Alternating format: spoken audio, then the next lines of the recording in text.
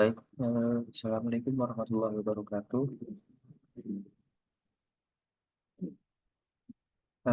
Saya Rifki Aulia Rahman dari Problem 3 tahun 2022 akan mempresentasikan sebuah ini ya skema dari nutrisi untuk dicerna oleh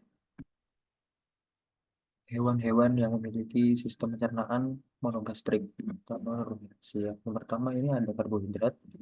Karbohidrat ini kan merupakan polisakarida, dapat berupa polisakarida itu pati atau serat. Namun pada umumnya unggas dan hewan-hewan monogaster kalian ini mengkonsumsi berupa pati. Nah, pati ini adalah eh, gabungan dari dua polimer glukosa, bisa berasal dari gandum, beras, biji-bijian, dan pati ini merupakan memiliki struktur polisakarida yang panjang. Nah, ini ada rantai-rantainya di sini ada rantai alfa 16 berupa amilopektin. Dan ini ada rantai alfa 14. Nah, ini merupakan polisakarida yang ada pati. Eh, untuk mencerna pati ini pertama dimulai dari pencernaan enzimatis di mulut. Nah, enzimatis mulut ini merupakan enzim amilase yang disekresikan oleh kelenjar saliva. Kelenjar saliva ini berada di bawah mulut, yang kemudian mensekresikan amilase untuk memotong rantai alfa 14 pada saat pengunyahan. Ini eh, terjadi pencernaan secara sedikit, hanya memotong-memotong rantai ini agar lebih pendek, yang kemudian nanti makanan ini masuk masuk, kemudian bertemu dengan HCl. HCl ini menonaktifkan amilase karena pH-nya yang rendah. Nah, amilase ini tidak bisa bekerja karena pH yang rendah di lambung. Dan di sini ada beberapa pati yang telah tercerna sebelumnya di mulut, berupa oligosakarida, beberapa polisakarida yang rantainya itu sudah pendek karena terpotong oleh enzim amilase sebelumnya. Kemudian eh, pati ini menuju usus halus. Dalam usus halus ini lumen-lumen usus, yaitu sel epitelnya, mensekresikan enzim maltase dan sukrase. Enzim maltase ini menghidrolisis maltosa. Maltosa ini berupa dua ikatan yang eh, tadi, amilosa ini. Amilosa kan berupa 4 rantai. Nah, ini kalau maltase ini yang menghubungkan dua glukosa. Nah, maltase ini akan memotong ikatan rantainya. Kemudian sukrase ini menghidrolisis ikatan alfa 14 dan alfa 16 glukosioid yang belum terpotong sebelumnya. Nah, ini kan berupa rantai kunci panjang, nanti ini akan terpotong oleh sukrasi. Nah, ketika sudah bertemu dengan maltase dan sukrase, terdapat beberapa glukosa dan beberapa eh, laktosa yang masih belum terpotong. Nah, proses ini berlanjut pada sel usus halus yang berupa di jejunum dan di ileum. Nah, ini proses penyerapannya itu dapat berupa transport aktif atau transport pasif. Ya, transport pasif ini melalui endositosis dan transport pasifnya ini menggunakan transport natrium kalium. Nah, transport natrium sodium ini membutuhkan dua ion natrium yang nantinya ini akan menarik glukosa. Glukosa dari batu yang sudah menjadi glukosa ini, nah ini akan tertarik masuk ke dalam sel epithel usus. Nah, karena nanti semakin banyaknya glukosa yang berada di dalam sel epithel usus, nantinya eh, glukosa ini akan ditarik oleh sel pembuluh, yaitu oleh glucose transporter berupa protein di membran sel yang akan bentuk saluran dan menarik glukosa ini masuk dalam darah. Nah, ini adalah transporter juga dapat menjadi energi atau glikogen yang nantinya diproses di dalam hati. Nah, bagaimana bila ada pati resisten termasuk serat pati di biji-bijian ini merupakan pati yang apa ya, yang sulit dicerna oleh enzim.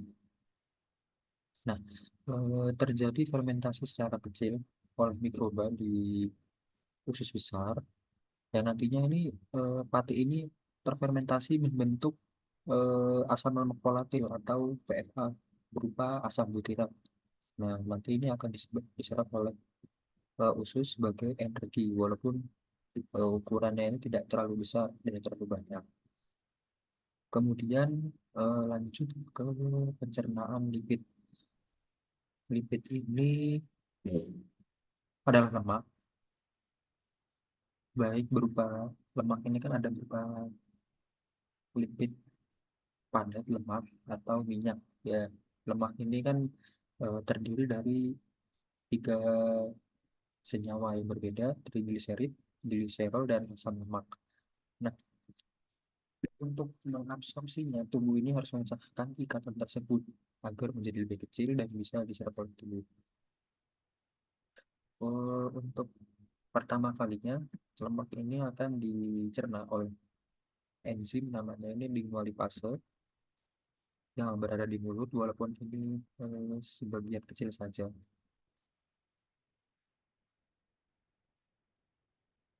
Proses ini juga kan harus dibantu oleh proses pengunyahan, dan nantinya ini lemak ini kan akan terdispersi menjadi lebih kecil lagi. Nah, ini untuk membantu memudahkan pencernaan selanjutnya. Makanan masuk ke dalam esofagus, lemak. Nah, ada yang di lambung ini ada namanya gastric lipase yang akan memecah butiran-butiran lemak tadi menjadi potongan trigliserid yang lebih kecil. Ini lemak ini akan terdispersi menjadi lebih kecil lagi. Nah, dengan pH lambung yang asam ini, otomatis makanan semua ini, lemak juga, akan memiliki pH yang sangat rendah. pH yang sangat rendah ini, bila menuju usus, nah, usus ini akan mengirimkan sinyal karena kondisi asamnya ini usus mengekskresikan CCK atau kolesistokinin dan sekretin. Nah, nanti eh, CCK ini atau kolesistokin ini akan memberi sinyal bagi empedu dan pankreas untuk mensekresikan getah empedu dan lipase. Getah empedu ini walaupun sekali bekerja untuk menjadikan pH yang asam tadi menjadi basa. Nah, untuk menetralkan pH yang ada di usus. Sekaligus nantinya getah empedu ini akan memproses lemak lebih lanjut. Nah, sekretin ini akan memberi sinyal stimulasi agar pankreas mensekresikan bikarbonat. Bikarbonat ini juga untuk membantu menetralkan pH yang ada di usus karena pH asam yang ada di lambung ini turun dan dikhawatirkan merusak usus. Bikarbonat dan vitamin ini bertugas untuk menetralkannya. Terus makanan ini berlanjut. Nah, droplet lemak tadi ini akan bertemu dengan getah empedu juga lipase. Nah, eh, droplet lemak tadi kan tidak ber- lemak ini kan hidrofobik terhadap air. Nah, jadi tidak bisa terdispersi dalam air secara lembut. Nah, ini dibantu oleh getah empedu ini. Getah empedu ini akan menarik lemak, menjadikannya lebih kecil menjadi namanya ini miselar. Nah, miselar ini adalah eh, suspensi atau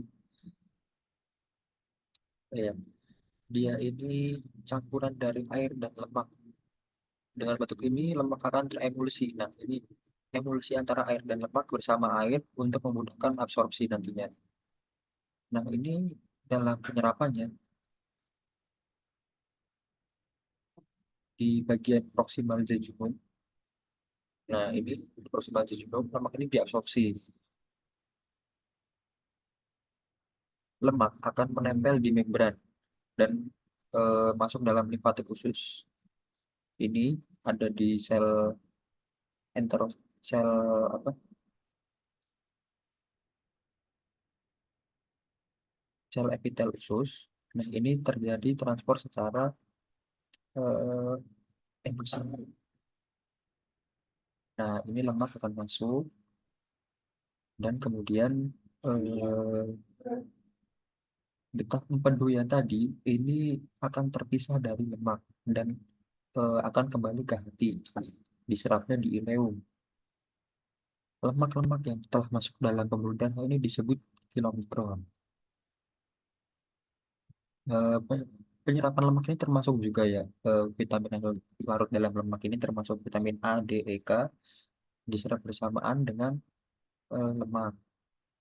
Nah, eh, tadi kita baru tadi masuk ke dalam ileum, diserap, kemudian kembali ke hati. Nah, ini namanya termasuk eh, proses enterohepatik, nanti akan diproses di hati, kemudian dijadikan kembali getah empedu. Nah, ini adalah proses yang berulang, berulang, berulang terus sehingga dapat masuk kembali ke dalam usus dan bisa menetralkan pH lambung.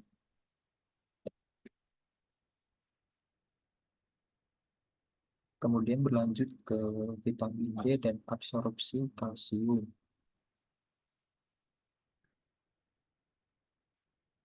Absorpsi kalsium ini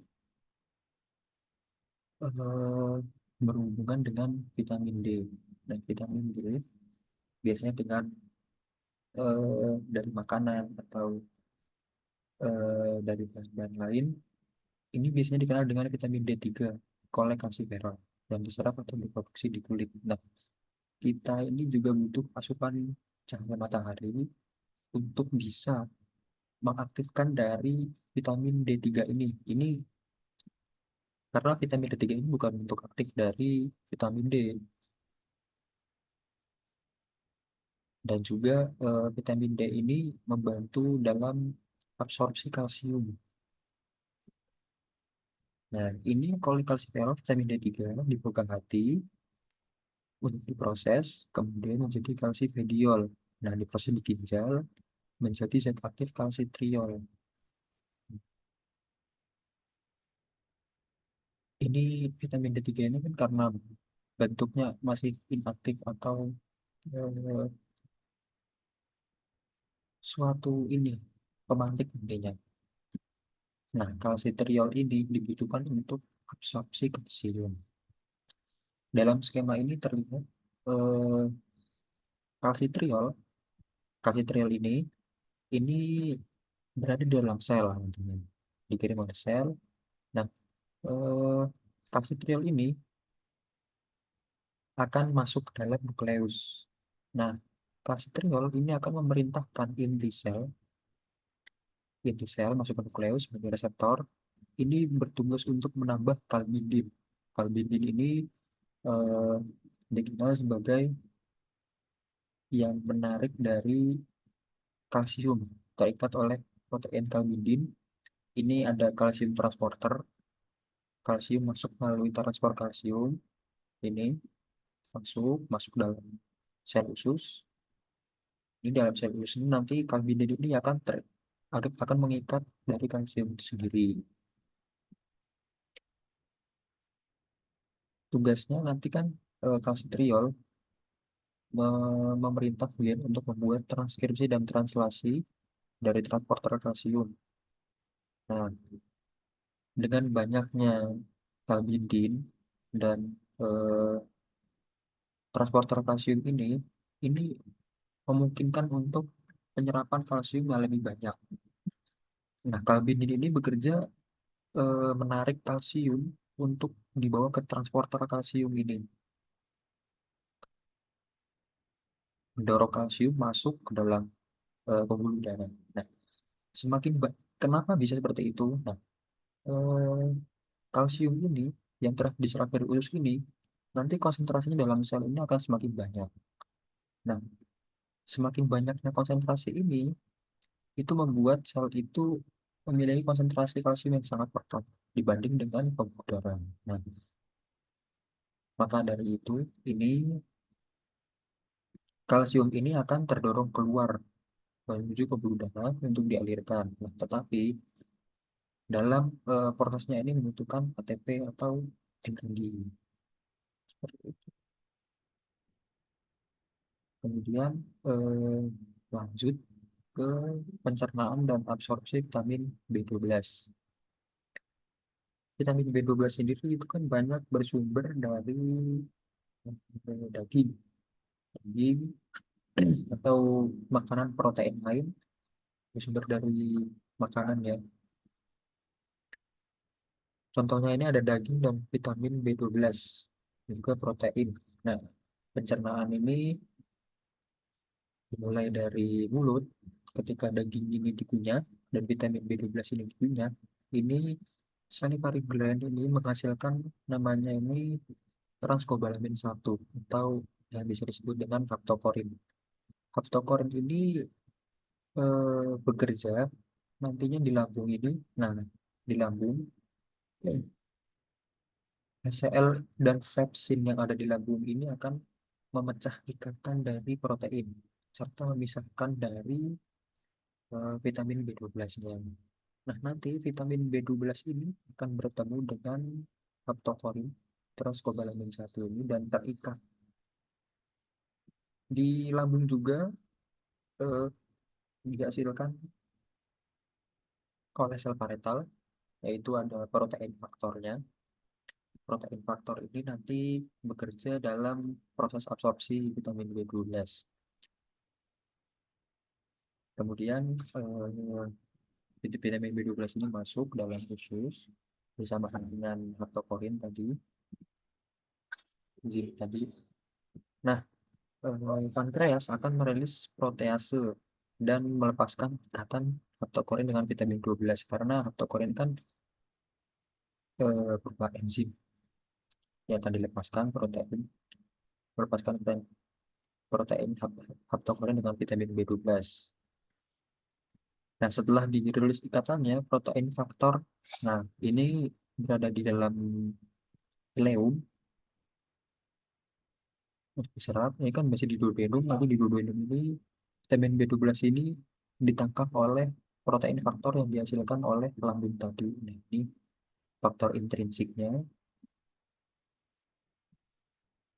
Nah, karena telah terikat dengan faktor intrinsik, protein faktor tadi, di usus ini, di sel usus di ileum, itu terdapat protein reseptor. Nah, usus ini memproduksi protein reseptor. Nah, jadinya protein reseptor ini akan menarik dari protein intrinsiknya. Protein intrinsik yang membawa vitamin B12 sehingga vitamin B12 ini setelah terikat dengan protein faktornya dapat masuk ke dalam sel secara endositosis melalui sel-sel enterosit khusus. Nah, masuk dalam darah ini, kemudian menuju aliran darah. Ini merupakan transformasi di pembuluh darah. eh, vitamin B12 akan terlepas dari faktor intrinsiknya, kemudian masuk dalam pembuluh darah. Nah, dalam darah ini, vitamin B12 ini berikatan dengan protein plasma. Nah, protein tadi kan termasuk transkobalamin 1 atau yang dikenal dengan haptokorin tadi sebanyak 80%, kemudian transkobalamin 2 sebanyak 20%. Ini kemudian disebar ke seluruh tubuh. Kemudian ada pencernaan dan absorpsi protein. Kita tahu bahwa protein ini merupakan nutrien yang sangat penting di tubuh, berasal dari ada salah satunya daging, kemudian dari kacang-kacangan, itu biji-bijian yang biasanya dimakan oleh eh, hewan-hewan monogastrik atau non-ruminansia. Ini kan bisa dari sumber protein hewani dan protein nabati. Protein ini terdiri dari ujung karboksil, ini ujung karboksilnya, dan kemudian ada ujung aminat. Ini ujungnya aminonya. Nah, protein ini tersusun dari gabungan asam amino yang memiliki ikatan peptida. Nah, protein ini merupakan gabungan-gabungan dari asam amino, itu memiliki rantai yang panjang. Eh, dalam itu kita ada protein. dan memulai proses pencernaannya di lambung. Nah, lambung ini menghasilkan enzim pepsinogen yang belum aktif, yang nantinya ini aktif karena pH yang rendah. pH yang rendah ada di lambung karena lambung ini mensekresikan HCl yang pH-nya itu bisa sampai 2. Nah, ini sangat rendah dan kemudian mengaktifkan pepsinogen menjadi pepsin. Nah, HCl dengan pepsinogen menjadikan pepsinogen ini menjadi pepsin yang kemudian menghidrolisis ikatan-ikatan polipeptida yang ada di protein. Kemudian eh, di pankreas, pankreas ini nanti akan mensekresikan enzim trypsinogen, kimotrypsinogen, dan peptidase. Ini juga eh, enzim-enzim yang belum aktif sebelumnya dirilis oleh pankreas. Dalam duodenum nanti ini baru terjadi aktif nanti enzim. Eh, Sel-sel dari usus ini menghasilkan enzim yang namanya ini enterokimase. Nah, enterokimase ini nanti akan mengaktifkan enzim yang tadi dihasilkan oleh pankreas berupa trypsinogen menjadi tripsin, kimotrypsinogen menjadi kimotripsin, poliprokarboksipeptidase aktif menjadi karboksipeptidase. Ya, nanti memecah ikatan nanti polipeptida yang panjang yang tadi berasal dari protein itu tadi akan menghidrolisis ikatan peptidanya, juga memisahkan dari ujung-ujung karboksilnya. Ini berlanjut.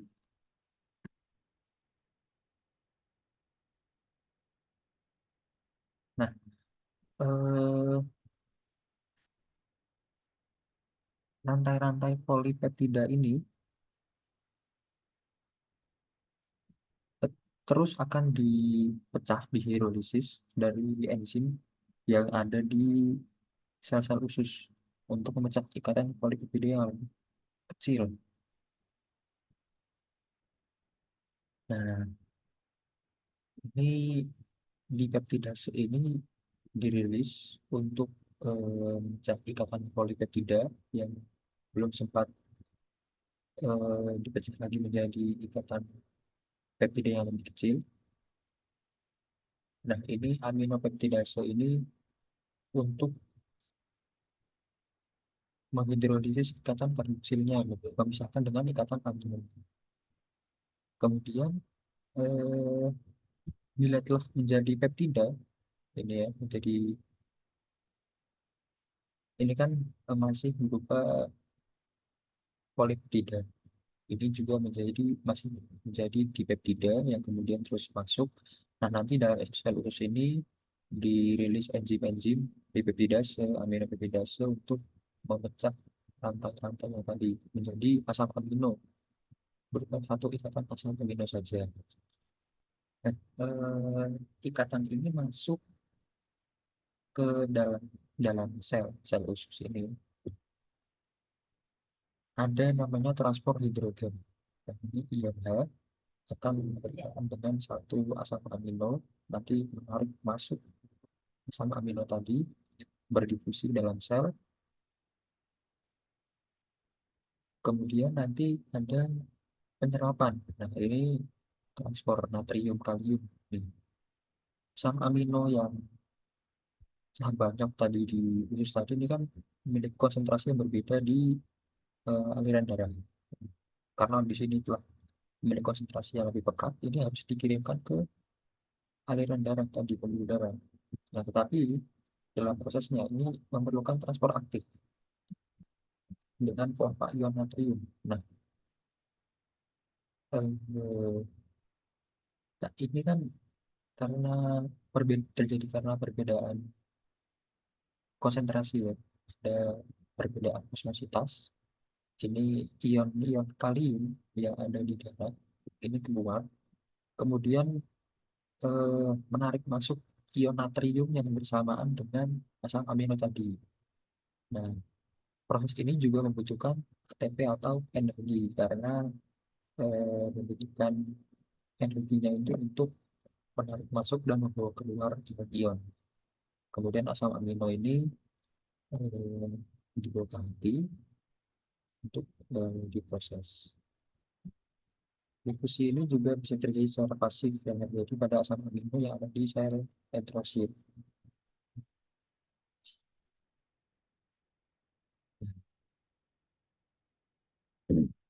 Mungkin sekian presentasi dari saya. Bila ada kekurangan, kesalahan dan saya bisa jadi lebih baik. Sekian, assalamualaikum warahmatullahi wabarakatuh.